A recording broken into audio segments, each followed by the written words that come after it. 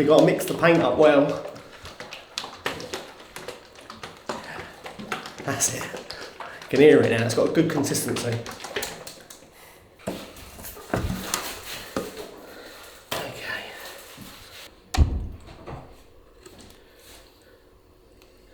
There we go. What do you want me to say, Ryan? Ryan, the producer. Hello everyone. Hello everyone and welcome back to another video. Today is Tuesday and we are cracking on. We're going to give it a second coat in the room which Ryan is going to be using, Ryan's office. A second and final coat, I think, and then we can start cutting in. Yeah, it's looking really nice, this room, isn't it, Ryan? Yeah. You'll be very happy here, I think. I want to live here. Really? Yeah. You can if you want. Actually, it'd be probably quite nice if someone was living here because someone can keep an eye on the place. A security, you'd be a security guard essentially. Fabulous. Yeah? You want to do that, do you? Maybe. Plus, it'd be nice to get you out of the guest house where we're currently. I don't know why we call it the guest house, but nice to get you out of the house that we're living in. You know, your own little abode. Good morning, Rick. Morning, Ryan. So I've poured the paint and now Rick's going to paint. Every little bit helps. Yeah. So, yeah. Crack on, Rick. Crack on. I'll crack on. I'll go and do something else.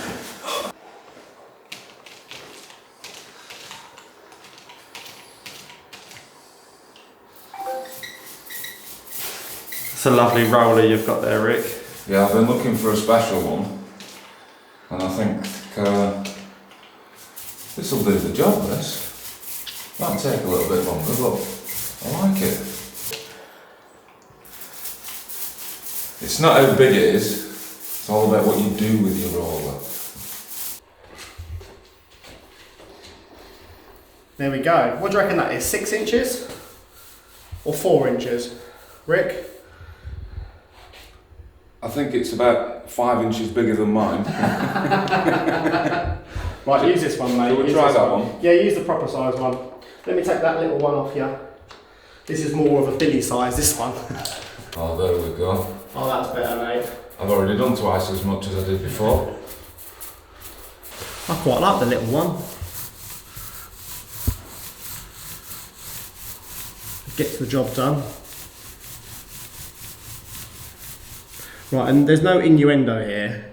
Alright, I know it's a small one, but you know, it gets the job done.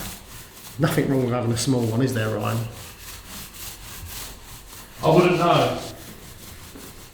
Well, for us that do, it still works.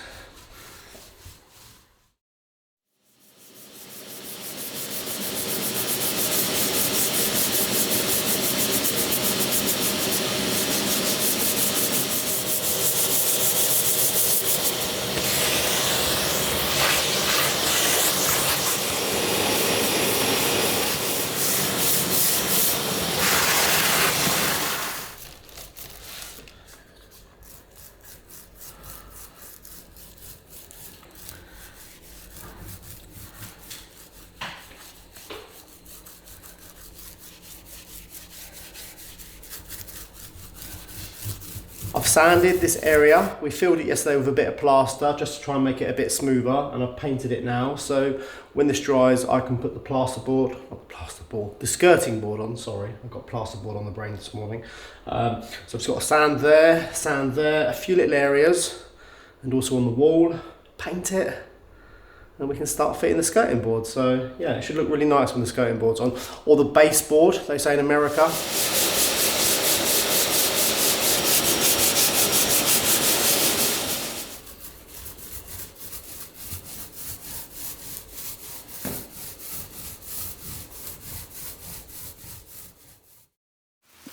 It's raining today. I really wanted to finish off the courtyard with the jet washing, but I've noticed this downpipe is overflowing. So I'm gonna get wet, I'm gonna get a little bit dirty and just try and unblock it. Oh, my feet are already wet. Okay.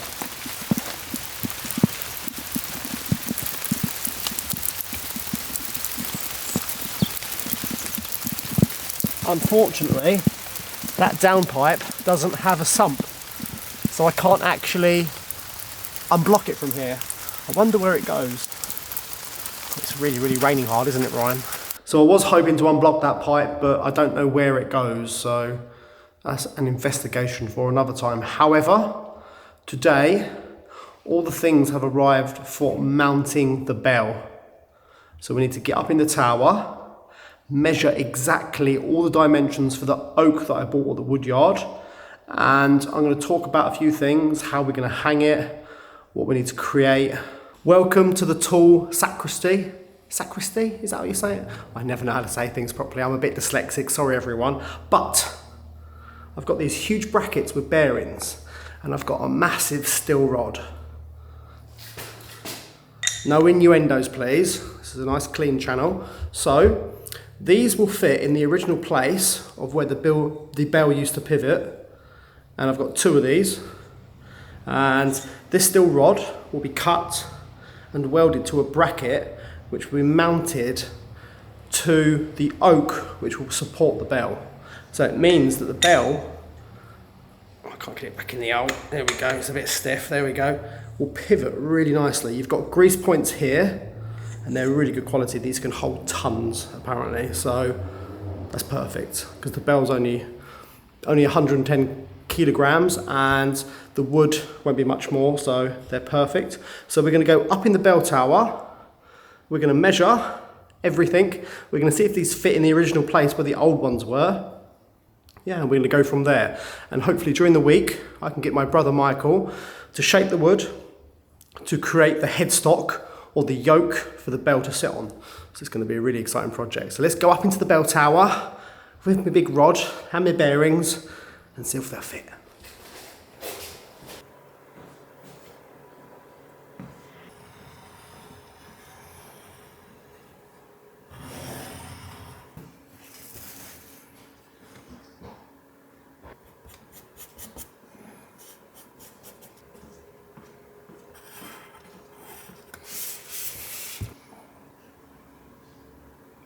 Here is a sketch, a really bad sketch by the way, of the bell and the headstock.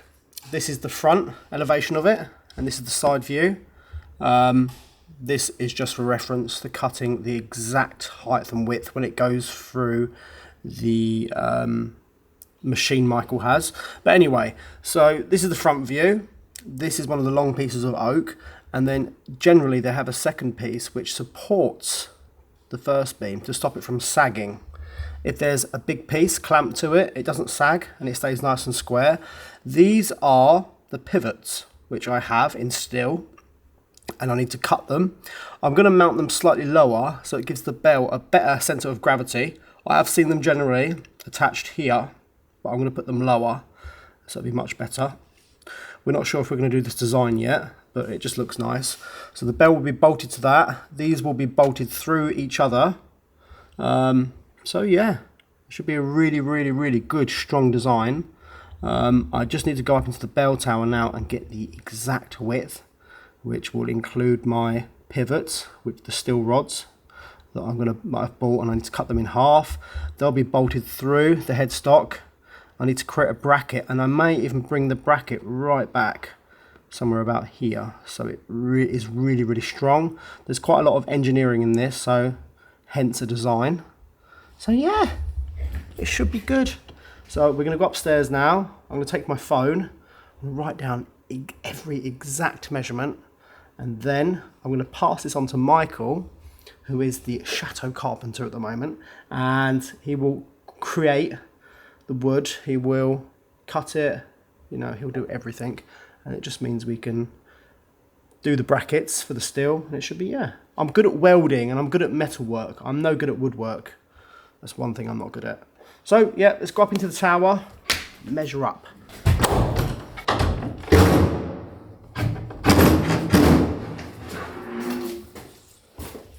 Check for leaks, Ryan. Check for leaks. No leaks. Come on, stop slacking. All this mess needs to go downstairs.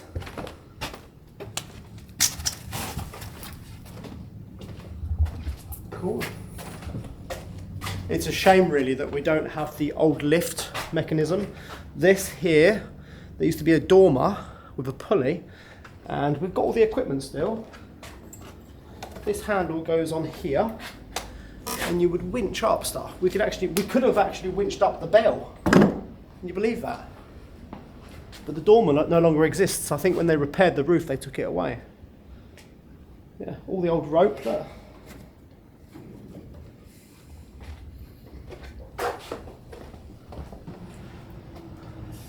Ready? Up we go. This is the original ladder, I think. It's still in good condition. There's a few spots of woodworm, but if it takes my weight, it will take anyone's weight. So where you're currently sat, Ryan, isn't the good place because we've got to go much higher. We've literally got to go right up there. So I'm going to go up first, take the camera off you, and hopefully then you can come up a bit more. Is that all right? Uh-huh. Got my bearing, got my measuring tape, got my phone, I think. Yes, I've got my phone. I think that there used to be a hammer for the bell, and right behind here there are pulleys which used to go down to the clock mechanism. So I think this is probably I don't know, maybe a later edition. I'm not sure. I'm gonna get rid of this. A long way down, Ryan. Welcome to the bell tower. How are you feeling, Ryan? We're quite high up here. I'm okay. You sure? You can hear the traffic, can't you? Uh-huh. Got this. Let's see if it fits in the original position here. Okay, yes. It just about fits. I've just got to chisel out a little bit more and take out all this debris. But that will fit in there, and you can see where the steel rod used to come. It might have even been cast back then, but it could have been steel. That will fit perfectly. I have one either end. These beams that the bell sits on are huge. They're massive. If you look here, they're really, really big. Can you see that, Ryan? And they're sat directly on another beam. Then it has a cross member again. So this tower is meant to take substantial weight. Wonder if it fits this side. Almost. Just got to chisel out a bit. But you can see where, you know, maybe the headstock of the bell was rounded at the sides, maybe. Really interesting. Or that was just carved out like that and it was still square, so it has room to pivot. We are 15 centimeters. So yeah, you imagine 15 centimeters pivots within that area. It's perfect. And then for any sake that the pivot or the steel rod failed, it would just sit in here without falling. So the bell's not just up here hanging from a metal rod. It has somewhere to go in case of, you know, perhaps the rod or the steel failed at any point. So that's good. Right, so I'm going to measure now.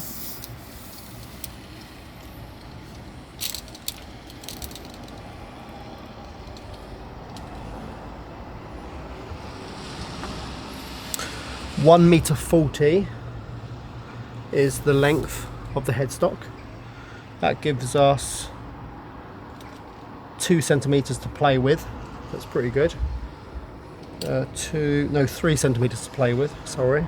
So yeah, I don't want it too loose, but I don't want it too tight either. So I think £1.40 for the overall length. Let me write that down on my phone. I can see people out there, right? They've got no idea that there's 2 British men up in a bell tower looking down at them. Anyway, I need to measure now the height. If the headstock's too large, it will interfere with the beam above my head. And you can see they've already taken out a notch for it. So when the bell used to pivot here, it wasn't hitting this beam. So let me just do the height quickly. We're only going 30, I think. So, no, 35 I think we're going. So that'll be fine. It won't interfere with the beam above my head. Let me write that down. So there's going to be a slight issue up here. We currently have our legs or our feet on a beam. You can see here. And I think the bell may possibly interfere with it. So that can come out, I think. Let me just have a look at it. Okay, so it's only nailed there and it's only nailed there, and there's a bracket here, so that should come out quite easily. It might not interfere with it, but most likely it will. So that's fine. Let me just find out the clearance for that. From the bottom of the headstock will be, let's just say 75. That's fine. We've got about 27.5 there of clearance, or 28. So that's good. Help! We bought an abandoned convent. I don't want it anymore. Somebody take it off me, please. You could really spy on the neighbours from up here, couldn't you? I can see the man over there. He's doing some work in his garden. There's people over there buying CBD oils. I believe that's cannabis, or something to do with cannabis. Yeah, nice. Nice cars out there. Ah!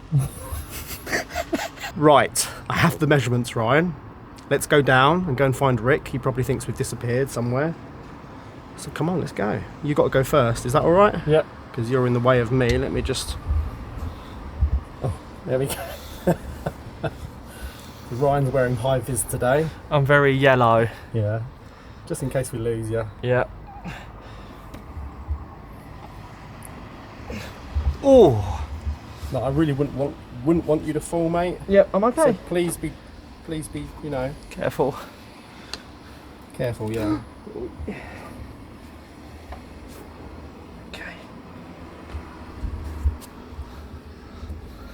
Bit of teamwork here, so I'm going to grab the camera now. Okay, yeah, okay. If you grab the camera now, okay, you got it. Oh, there they are.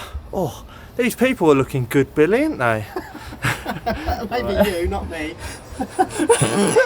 I'll take the camera now. Alright, there you go. The light's gone off. The light is off. The light has gone off. Sorry, everyone. It ran out of battery. I've got faith in this ladder, Ryan. I've got good faith in this ladder. I'm glad someone has, because I haven't. Watch your head. Do you know how high that is?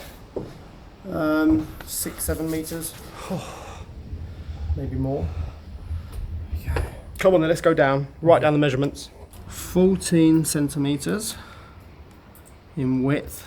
I'm going to change these rods for new steel ones, just so they're strong and it's all consistent with each other, because I've only got 2 and there was 4 before, but now I've only got 2.